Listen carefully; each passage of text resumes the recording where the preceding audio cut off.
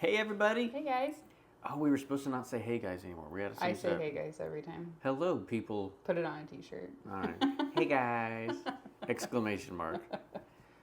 We're glad that you're joining with us today. We are jumping into our Word Wednesday. Yeah. We didn't get to do one last week because life got life. Yeah. And so if we miss one here or there, just know. There's probably some you haven't watched yet, so go check the archives. Go watch them. Go watch them. Tons in the archives.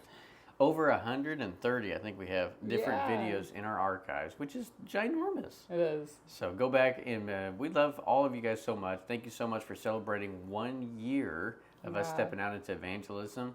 Hard to believe that actually happens. It's crazy. Here we are, moving on to seeing God do wonderful and amazing things. And man, all by His hand, all by His authority, all by His power. That's right. And so with that, let's jump into our story because we don't want to take forever here today. But we're going to be talking in the book of Genesis. Chapter 39. About who? Joseph. And the word we want to give you is authority in the hand. In the hands, yeah. So this whole story, I've just been kind of reading it, and over again, you see this phrase, they like in the hand. Mm-hmm. So things were placed in Joseph's hand. Joseph was placed in people's hands.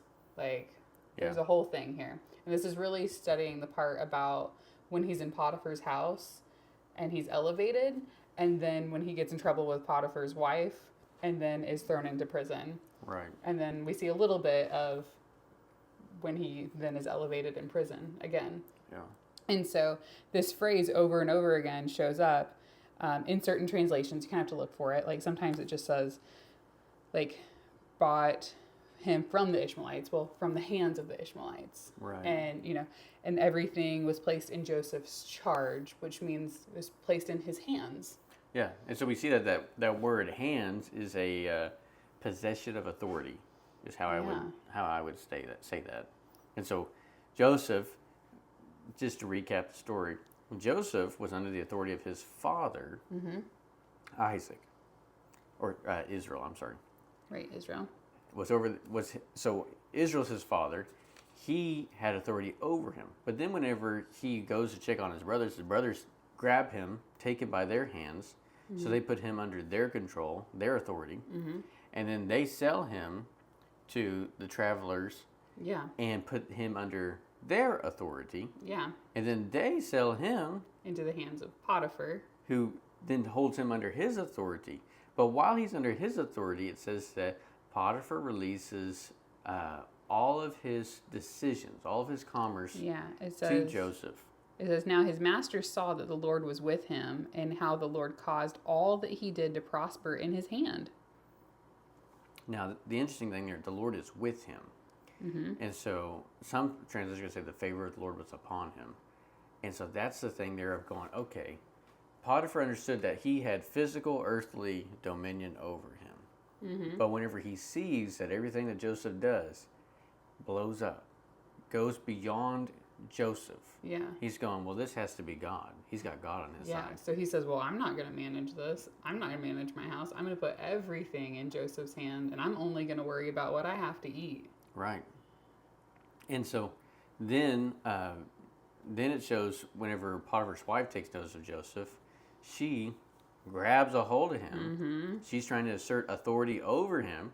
And he says, I will not do this thing, because he's once again pointing to, I won't sin against your husband, but I will not sin against my God. Yeah, he recognizes that sinning against a person is sinning against God. Well, but also it is, I will not sin against he who has authority over me. And I will not sin against the God who has ultimate authority over me. Right. And so it goes back to that hand thing of honoring the hand that is upon you. And if you want the hand of the Lord to be upon you, then you have to say, I surrender to the authority of God. And whatever He tells me I can do, I'm going to do. Whatever He tells me I can't do, I'm not going to do. I'm going to come into the authority of God. That's right. And so she grabs hold of him, rips his coat off of him. He flees. Yeah. And then whenever Potiphar comes home, she makes a statement that he came in and tried to... puts it all like it's his advances. He was advancing upon me. Yeah, he was trying to take me by his hand. Yeah. And have authority over me. And Potiphar's like, well, that ain't going to fly in my house. And so Potiphar throws him into prison under the hand of the warden. That's right. Now, when the warden takes him, he starts seeing that Joseph is blessed with everything he does. The warden goes, all right, I'm putting Joseph in charge of all the Yeah. ins and outs of prison. Can I read that last like 3 verses of chapter 39 there? Yeah, yeah. It says, "But the Lord was with Joseph and extended kindness to him and gave him favor in the sight of the chief jailer. The chief jailer committed to Joseph's charge, or in his hands, all the prisoners who were in the jail, so that whatever was done there, he was responsible for it. The chief jailer did not supervise anything under Joseph's charge or in his hands, because the Lord was with him, and whatever he did, the Lord made to prosper." So the beautiful thing there is man putting things in your authority. And then Yeah. there is God who is reigning authority. Yeah. And it's that whenever those two come together, I really think that that's such a wonderful thing, because it is the demonstration, like everybody goes, I see God. Well, why do you see God? Because I put you in charge of something, and then I saw the hand of God come in and help you do it. Yeah, so Joseph is literally like keeping his eyes not on these terrible situations. Like, I'm sold, I'm a slave in Potiphar's house, now I'm a prisoner. Like, he chose to look and say, okay, well, what has God put in my hands? Mm-hmm. Because I know that whatever God puts in my hands, he will prosper if I trust him with it. Well, and I think, so go to the guys with the dreams. Yeah, that's going on to chapter 40. Chapter 40, whenever the men are there in prison with dreams, and they have these dreams, I believe it's Joseph, I could be wrong on this, but I think it's him. I want to quote and say, he says, well, don't these dreams belong to the Lord? I don't know. Or is that Daniel? Nah, that might be Daniel. I haven't got there that far yet. I think Joseph does say it later. Oh, to Pharaoh. Okay, I may be getting a little bit. Yeah, we may be a little messed up on that one. Check But- it out and see. Point being, Joseph understood that the abilities he had were given by God. It was the things that were in his hand. Mm-hmm. And so whenever he talks to these men and he begins to interpret their dreams, I don't believe that Joseph's trying to do it in himself. Rather, Oh. He does say, "Do not interpretations belong to God. Tell it to me, please." so he understood that you tell it to me, and then by the hand of God, Right.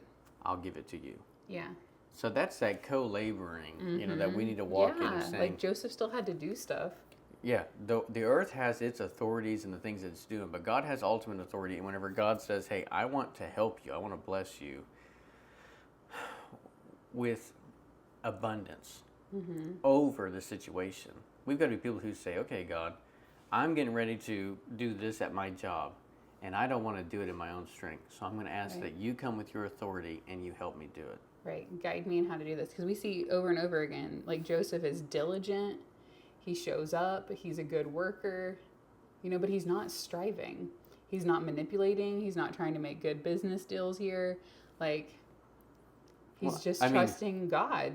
Yeah. And when we say make good business deals, he's going to make amazing business deals. Right. I mean, like, kind of shady, like trying to like get ahead.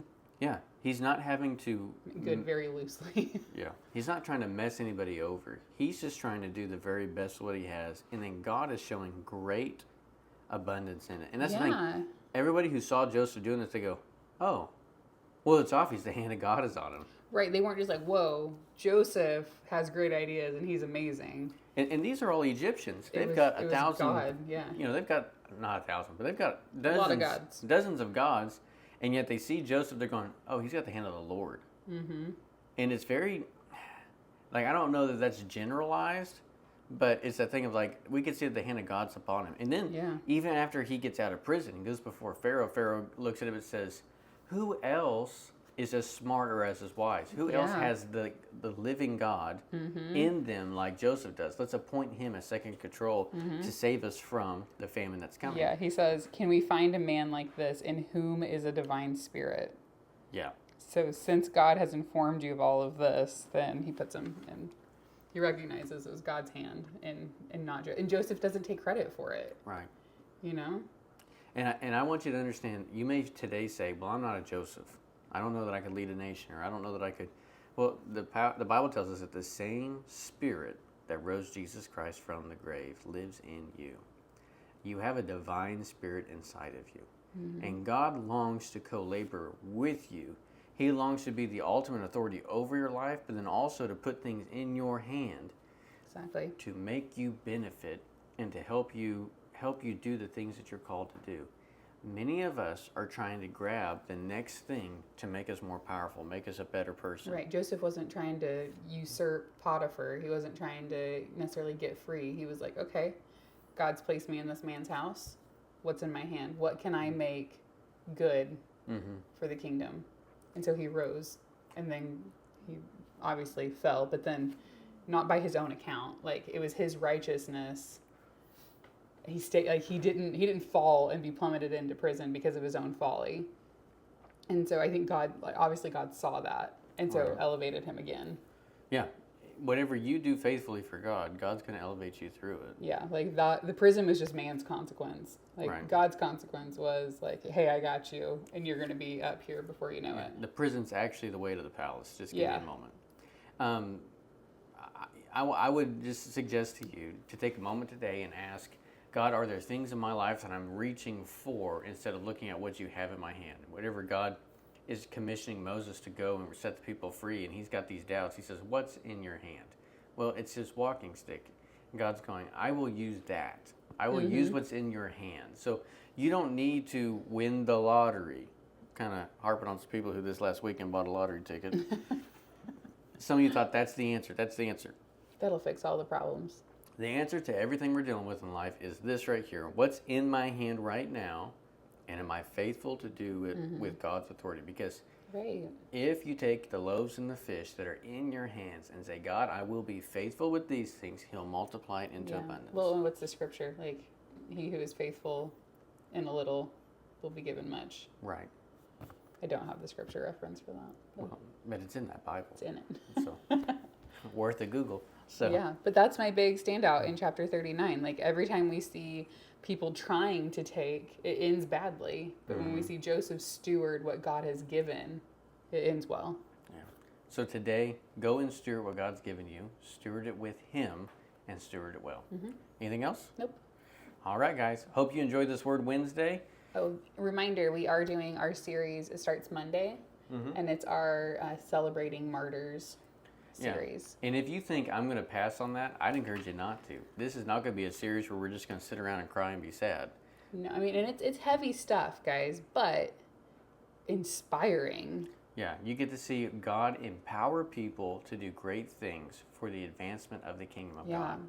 You get to see the heart of believers, and it really, that's what it's going to do. Is it's going to help us say, okay, God, where's my heart in this? Yeah. And am I really living with a focus of eternity? Yeah. So we've picked 5 individuals who've been martyred for the 5 days, and they range from a biblical example all into, like, I mean, across the last couple of centuries.